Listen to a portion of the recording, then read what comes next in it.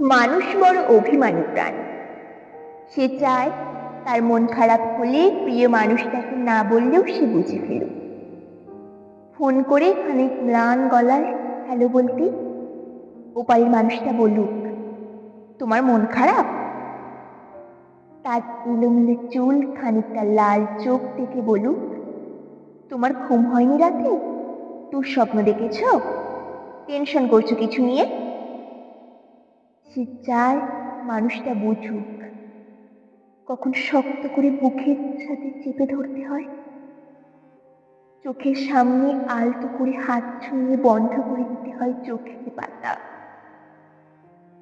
সে চায় মানুষটা বুঝুক কখন হাতের মুঠোয় হাত রাখতে হয়, ফিসফিসিয়ে বলতে হয়, আমি তো আছি, তবে মন খারাপ কেন? সে চায় মাঝরাত্রিরে সে টের পাক পাশের মানুষটা তার মাথার নিচে সরে যাওয়া বালিশটা ঠিক করে দিচ্ছে। শেষ রাতে যখন খানিকটা হিম নামে তখন জড়িয়ে দিচ্ছে ওম চাদরে। সে চায় তার জন্য মাঝরাত্রিরেও কেউ বাড়ি ফেরার অপেক্ষায় থাকে, মনে রাখুক তার জন্মদিনের কথা, প্রথম দিনের কথা, স্পর্শ ও অনুভূতির কথা।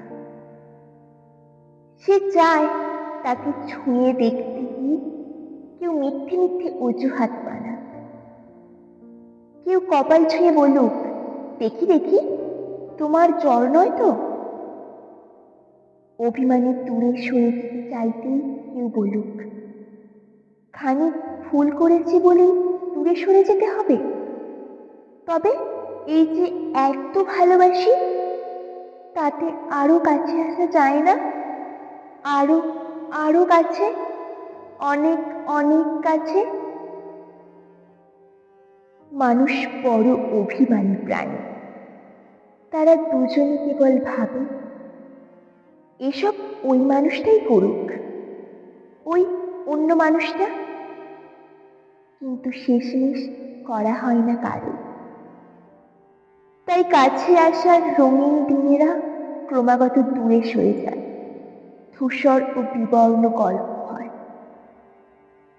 মানুষ বড্ড অভিমানী প্রাণী।